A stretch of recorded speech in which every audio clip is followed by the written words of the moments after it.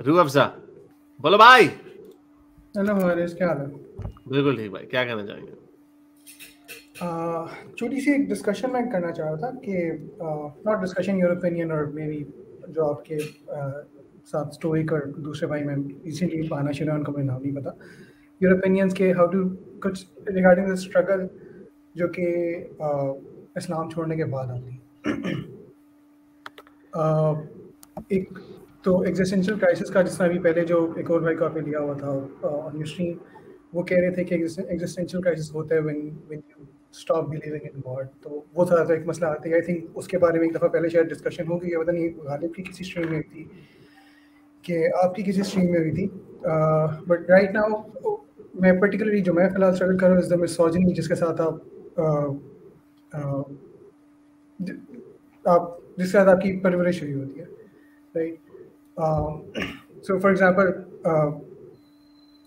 मैं इस्लाम छोड़ने से पहले ही I was able to get to understand the concept of marital rape, ठीक है।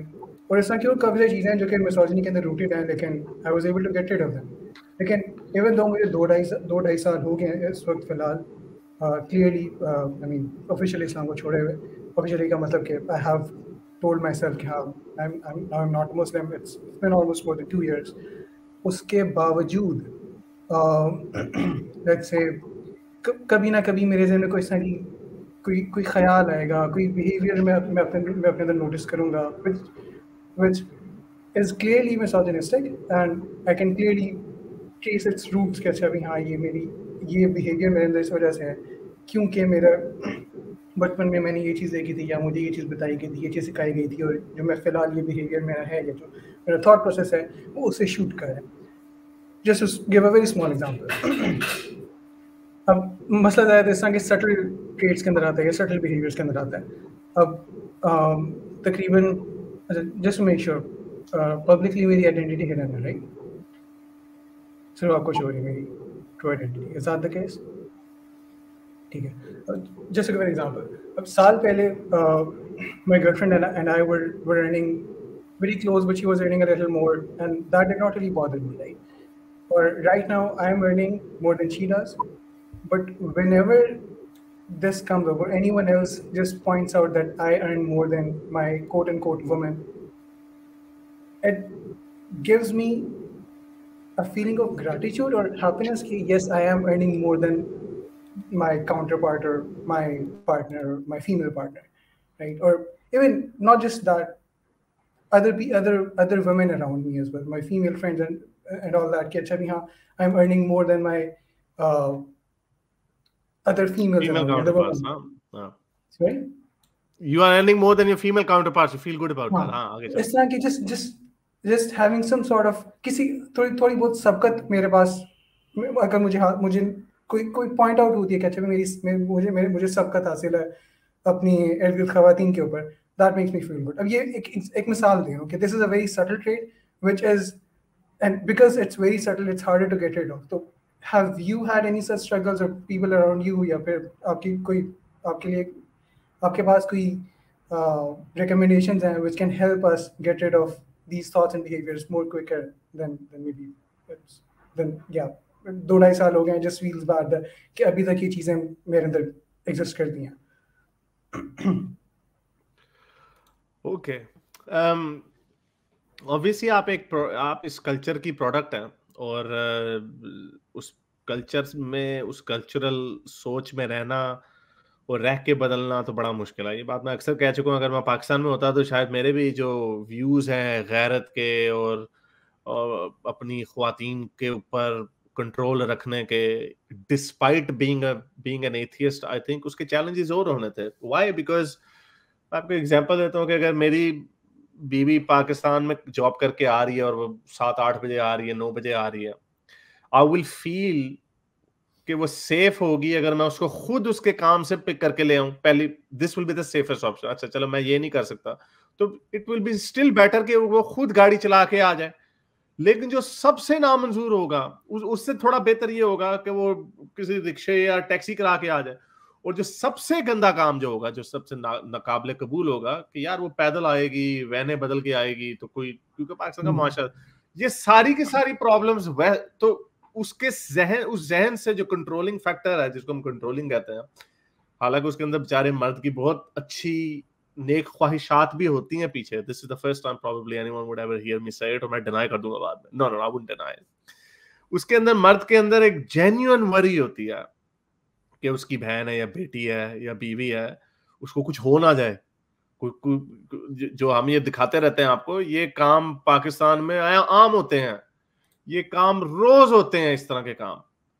और आपको यहाँ पर ये इस तरह के काम नहीं होते हुए नजर आएंगे। लिफ्ट में, ट्रेनों में सुबह के वक्त स्टोइक भाई किस तरह ट्यूब में ऐसे होते हैं, कुत्ते की तरह लोग एक दूसरे को पचड़े होते हैं, लेकिन टच नहीं कोई कर रहा होता, हल्का सा शोल्डर भी टच नहीं कर रहा होता। मैंने पहली दफा मेलबर्न में आके देखा, मैंने कहा यार, यानी यहाँ पे लड़की खड़ी है, मर्द खड़ा है, यहाँ पे बिल्कुल मेरे सामने लड़की खड़ी हुई है, और आपको डर लग रहा होता है यार लग ना जाए, बट नोबडी टचेस एनीवन। और हल्का सा अगर लग भी जाए ट्रेन के झटके से, तो यू से सॉरी और ठीक है, खत्म हो जाती है। तो आपको वो जो फियर है कि आपकी बच्ची या कोई आपकी बीवी या बहन इस तरह जा रही होगी, वो खौफ आपको इधर नहीं होता। तो एज अ रिजल्ट क्या होता है कि आपके ऊपर से एक बहुत बड़ा बोझ वैसे ही हट जाता, और आप उस तरह के कंट्रोलिंग नहीं रहते। आपको कंट्रोलिंग उस तरह, तो आपको आपकी माइंड की जो लिबरेशन है उसमें बड़ी आसानी मिलती है। अब आपके लिए आसान है, ये भी प्रिविलेज है, हमारे जैसे लोगों के लिए भी ये प्रिविलेज है। वेस्टर्न कंट्रीज में तो है ये प्रिविलेज कि हाँ भाई चलो जी 11 बजे आ जाएगी, काम से कुछ नहीं होता, उसको कोई छेड़ेगा तो नहीं ना, कोई करेगा तो नहीं ना कुछ।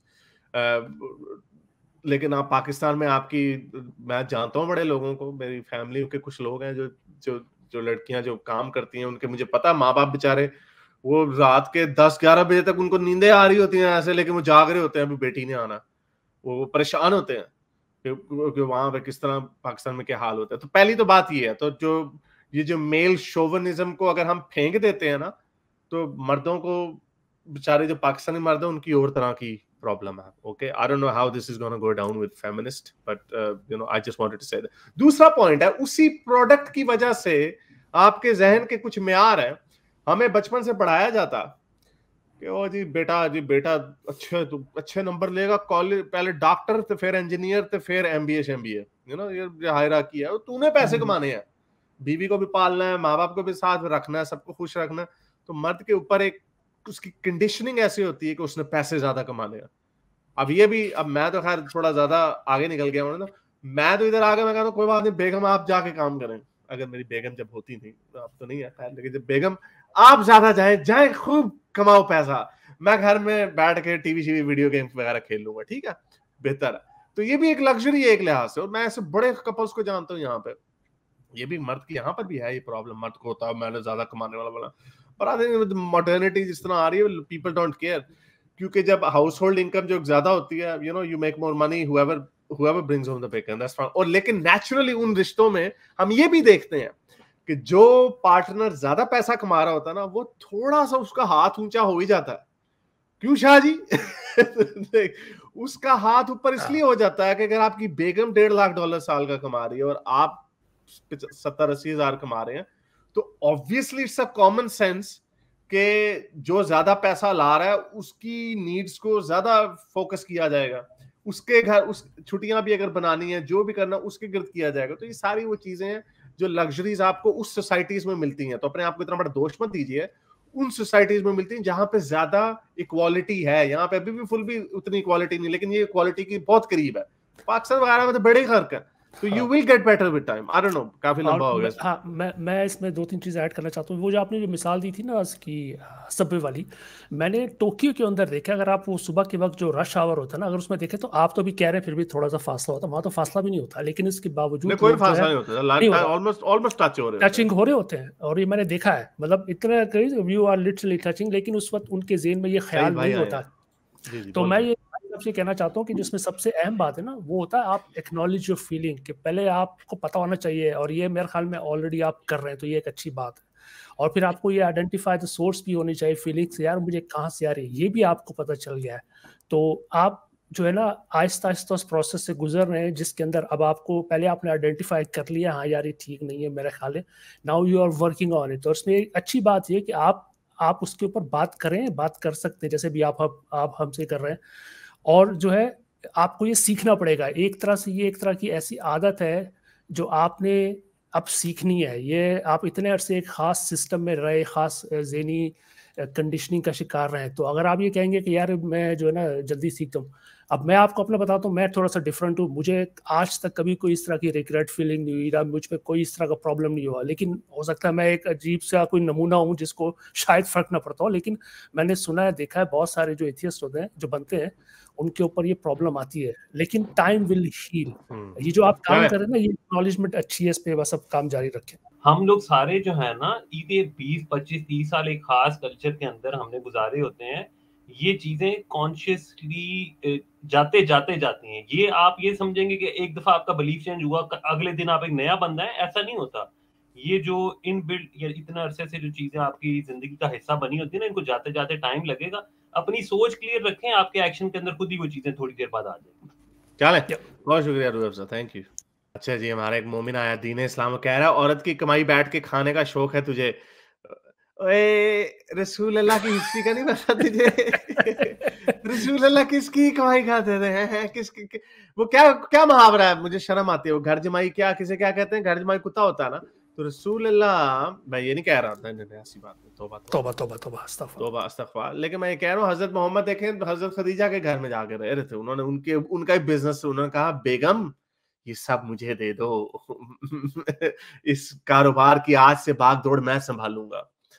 तो यार तुम लोगों को बिल्कुल भी अपने घर का, अपने मजहब का कोई इल्म नहीं होता, तुम लोगों को खच मार देनी होती है, पिठी ऊपर ठा बेकार के लोग। मेरे इस नेक काम को जारी रखने के लिए मुझे पेपैल या पेट्रियन पे जरूर सपोर्ट कीजिए, ताकि मैं अपना पैगाम ज्यादा से ज्यादा लोगों तक पहुंचा सकूं।